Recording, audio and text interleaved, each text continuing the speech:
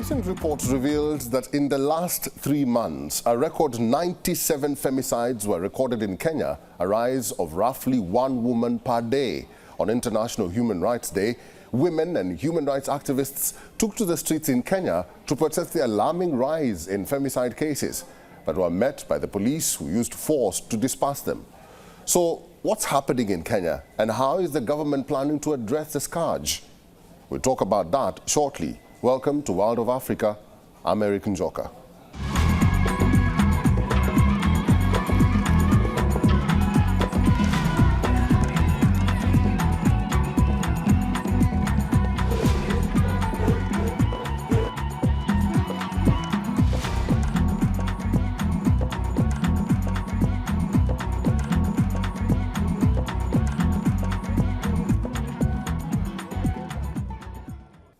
Creation of the Alliance of Sahel States has enabled these military regimes to at least partially insulate themselves from outside pressure for a return to civilian rule. ECOWAS, as well as Western states, initially pressed the military regimes to hasten the transition. All 3 governments have said they are disposed at some stage in the future to return power to civilians, but are put off taking the steps to do so. The 3 regions say they want to eradicate terrorism, assert their sovereignty, and defend their territory against foreign threats. Here is our cover report.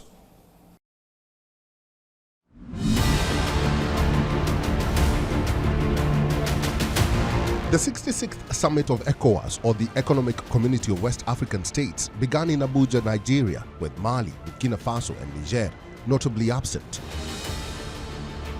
These 3 coup-hit nations have severed ties with the bloc, accusing it of unfair coup-related sanctions. Chairing the meeting was Nigerian President Bola Tinubu. Senegal's President Bassirou Diomaye Faye was set to report to the bloc after he mediated with Mali, Niger and Burkina Faso at the previous summit. The 3 nations will have a 6-month grace period after their scheduled exit from West Africa's main political and economic group next month, during which the ECOWAS bloc will try to persuade them to stay.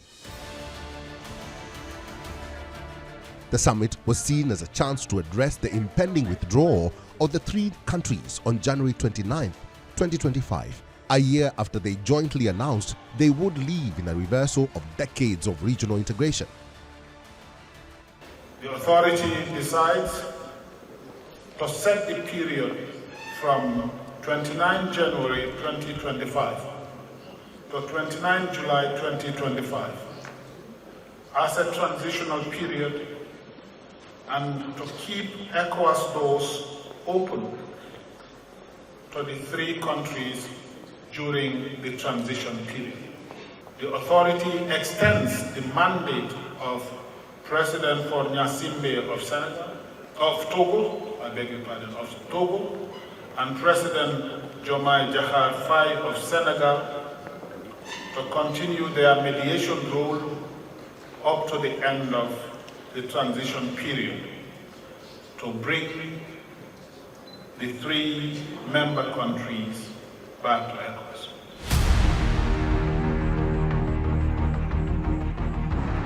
ECOWAS has so far failed in its goal to push them to reconsider, while the 3 countries in the insurgency-torn Central Sahel region have set up their own alliance, sought ever closer alignment in defense and other areas, and mooted abandoning the West African Currency Union.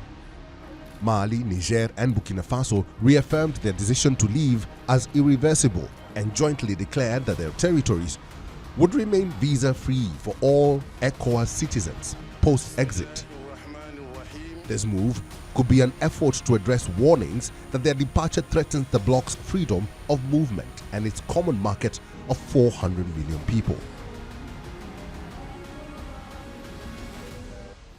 Nationals of the ECOWAS have the right to enter, circulate, reside, settle and leave the territory of the member states of the Confederation of Sahel States in compliance with the national laws in force. However, the member states reserve the right to refuse entry into their territory to anyone who falls into the category of inadmissible immigrants.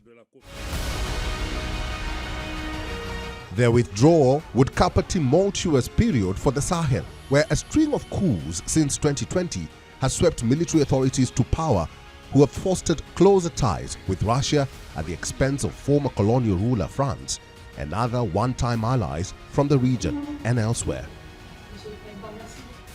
I call on all member states to redouble their efforts in ensuring that decision reached here translates into tangible benefit for our citizens.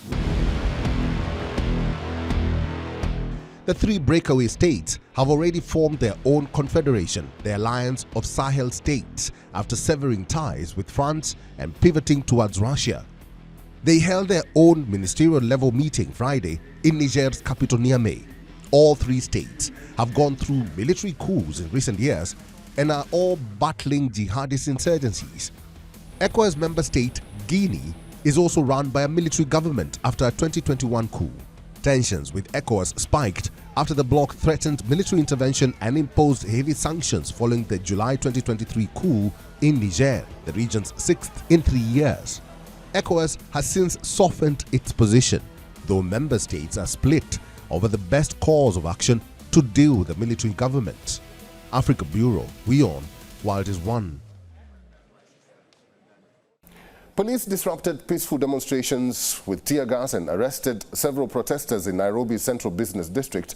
These actions drew widespread condemnation from civil society organizations, including the Kenyan Human Rights Commission, Amnesty Kenya, the Law Society of Kenya, the Human is My Alliance, and the End Femicide KE movement. They decried the arrests and violent police response as a direct attack on Kenya's democratic principles and the human rights of its citizens. The urgency of these demonstrations stems from a chilling report revealing that 97 femicide cases were recorded in the past 3 months, a rate of roughly 1 woman killed every day. This is compounded by the fact that at least 10 women were killed in January 2024 alone, showing a deepening crisis and a concerning pattern.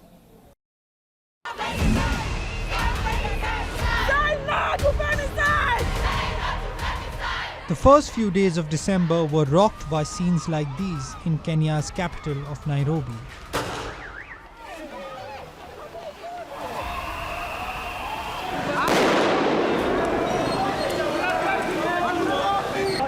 Activists, mostly women, had assembled in the nation's central business district for a march, decrying the spate of violence against women and rise of female murders across the East African nation.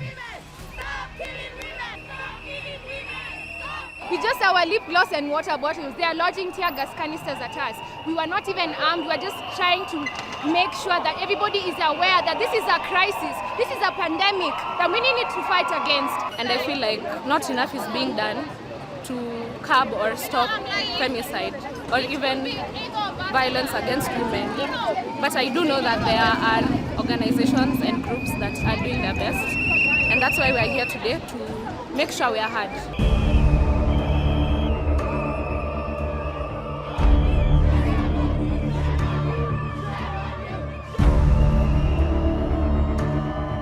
The reaction by the Kenyan police against peaceful protests and activists has been highly condemned world over.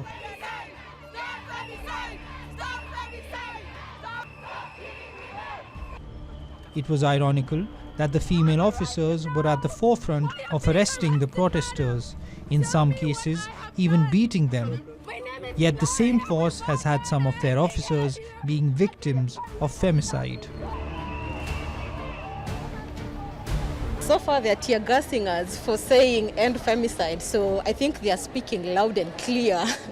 You cannot say you are part of the solution, and when you try to bring solutions to you, you try to sabotage us. There's no reason why you should send armed police against people with placards who are telling you as a government this is a problem that needs to be solved, and you're throwing tear gas at them. To what end? So the government is part of the problem, according to me. The march follows calls from rights bodies for action over femicide in the country. with the Kenyan National Commission for Human Rights, saying in November that 97 women had been murdered in the past 3 months. President William Ruto addressed Parliament on the reports, labeling gender-based violence tragic and unacceptable, and urging society to address the issue. Amnesty International and the Law Society of Kenya released a joint statement condemning the police's actions, saying it sent a chilling message to peaceful protesters. To recognize femicide, that's the first thing, is to recognize that there is a problem and to speak about it, to fight for women's rights, to be able to equip communities with enough resources so that women can have halfway houses when you're in an abusive relationship or in an abusive family or neighborhood, that you can have a halfway house to escape to. And if we don't have that... Kenyan police have previously come under international scrutiny over their tough approach to demonstrations. Peaceful anti-government rallies earlier this year spiraled into violence, leaving at least 60 dead, according to rights groups. Africa Bureau, WION World is One. Both the Sudan Army Forces and RSF escalated their use of explosives and remote violence in multiple regions of Sudan, most notably in Khartoum and Darfur, as battle events decreased across the country. The escalation in remote violence alongside the expanding conflicts in Blue Nile State comes amid the failure of the most recent round of ceasefire talks in Switzerland, sponsored by the United States and Saudi Arabia, to bring the warring parties to the negotiation table. Here's a report.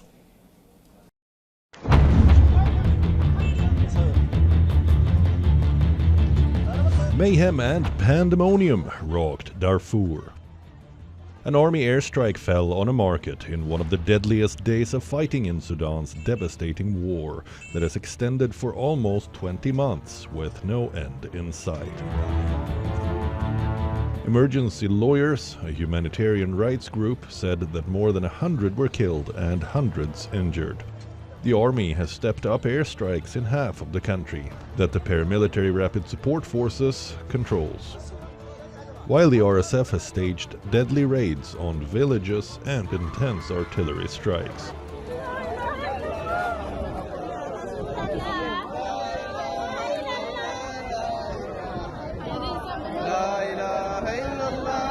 Even before the dust could settle in Darfur, the Rapid Support Forces fired heavy artillery fire at an army-controlled sector of Omdurman, part of Khartoum state. Emergency Lawyers said at least 20 people had been killed, including at least 14 who were riding on a bus that was hit. The state government, controlled by the army, said 65 people had been killed and that other casualties had been transferred to nearby Al-Na Hospital. Bodies in body bags arrived at hospitals, while the injured were inspected by Khartoum's governor, Ahmed Osman Hamza. Shelling renewed at the famine-stricken Zamzam displacement camp on December 4th after a lull the previous day in attacks by the Rapid Support Forces. 7 people were injured after shells were fired at the densely populated camp that holds at least 500,000 people.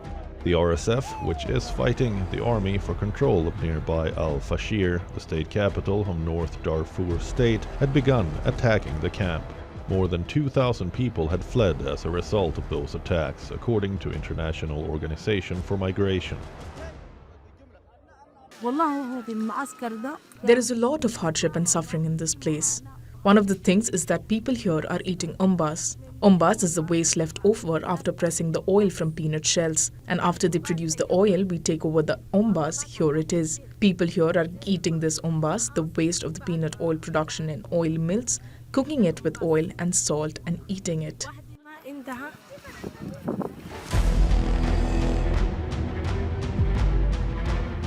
In August, global food security experts declared that Zamzam was experiencing famine. Since then, the World Food Programme has been able to deliver some food aid, but on Wednesday said additional deliveries had been disrupted. These are the first WFP trucks to reach Zamzam with life-saving food aid. destined for people in famine conditions in that camp. WFP is surging its food assistance to all locations, focusing on risk of famine areas. What we need is expanded, sustained access so that we can reach all of the people in Sudan that are facing starvation. Rights activists said at least 127 people, mostly civilians, were killed in Sudan by barrel bombs and shelling from the warring sides. The 20-month-old war between the army and the paramilitary rapid support forces has been turning increasingly bloody as ceasefire efforts have stalled and crises elsewhere have dominated world attention. Africa Bureau, WION, World is One.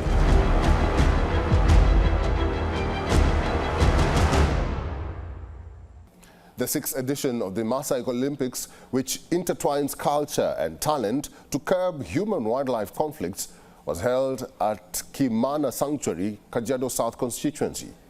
The Olympics, which were started by Big Life Foundation and community leaders, has helped in preserving the region's lions, as they had decreased from about 30,000 in the 1970s to just over 2,000. There are now over 250 of them in the Amboseli ecosystem. The biennial event brought together Masai Morans from across the Amboseli ecosystem to celebrate their heritage while protecting wildlife.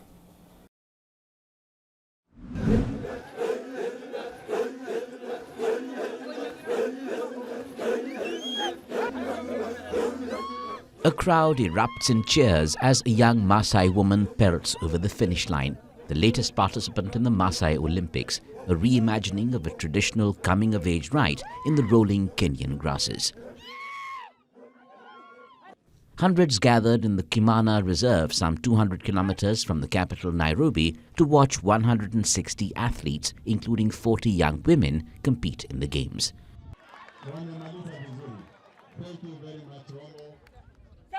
The young people were taking part in a reinterpretation of the Ola Mayo rites undertaken by young Masai men to prove their skills, identify their leaders and attract girlfriends. But the traditional killing of a lion and exclusion of girls have been replaced with sporting prowess and increased visibility for women. Most of the ladies, they find themselves that they are just being abused in our traditional. They are just there to be married, bring cows to the family, bring more dowry. But some events like this are enjoyable because the girls will notice their talent. The game saw participants sprint or run over grass for distances ranging from 100 to 5,000 meters. The competitions are sometimes a twist on local customs. In one, athletes must lob wooden clubs used to ward off hyenas into a small basket for points. And while women only compete in 100 and 1,500 meters, plans are afoot to expand the field. It was a challenge because when we started the program, we have opposition from other elders who were saying we are selling their children, their son to the white people. So it was a challenge, but we tried to go around and show them film. Even me personally, I visited to the Laibon, the spiritual leaders in Tanzania, northern Tanzania, and I tried to educate him first. Then he agreed to talk to the warriors in front of the camera, and he said no more lion killing. So there we started to talk to them. We showed them film until we changed their mind. The event was created in 2012 by community leaders and conservation group Big Life Foundation. The intention was to help preserve the region's lions, which had plummeted from about 30,000 in the 1970s to just over 2,000. I can now say, when I stand here, I can now say, since we started the Masai Olympics in 2012, up to now, there is no even one single lion hunt plan, which was planned by the warriors. The events have helped, with more than 250 lions now roaming the Amboseli ecosystem from fewer than 20 in the early 2000s. Africa Bureau, WION, World is One. Renowned for its durable texture and intricate patterns, Aso-Oke fabric, a cultural treasure of the Yoruba people in southwest Nigeria, is capturing worldwide attention. Designers are now blending Aso-Oke with contemporary fabrics to create versatile fusion pieces, elevating its appeal on the global stage.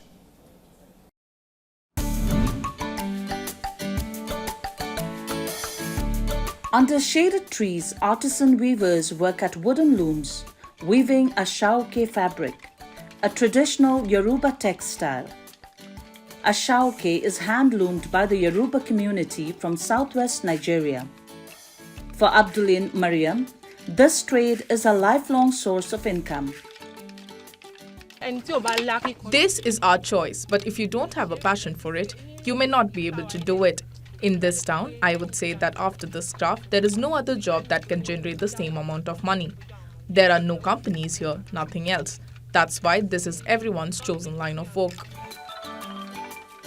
The fabric, known for its hardy texture and intricate designs, has gained popularity across borders, with a day set to celebrate it.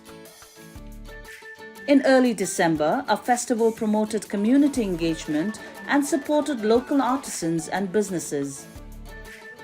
The event featured a fashion show, weaving demonstrations, exhibitions, and a marketplace. Some view Aso-Oke as old-fashioned and labor-intensive, making it less appealing. Younger people may prefer faster, more affordable fashion options, disconnecting from Aso-Oke cultural significance. Designers are combining Aso-Oke with Western fabrics to create fusion pieces, making it more versatile.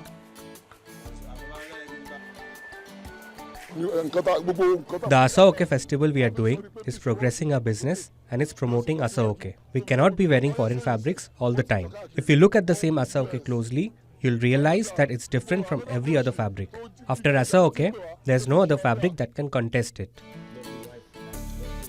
In May, when Prince Harry and his wife Meghan Markle visited Nigeria, Meghan wore a yellow dress with Aso-Oke fabric draped over her shoulders.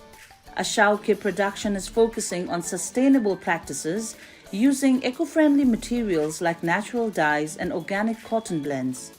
Africa Bureau, WION World is One. And that's the latest from the African continent. Thanks for watching this week's episode of World of Africa. Share your stories with us on all our social media platforms and also on our website. We would love to hear from you. Until next time, I'm Eric Njoka. It's goodbye from me.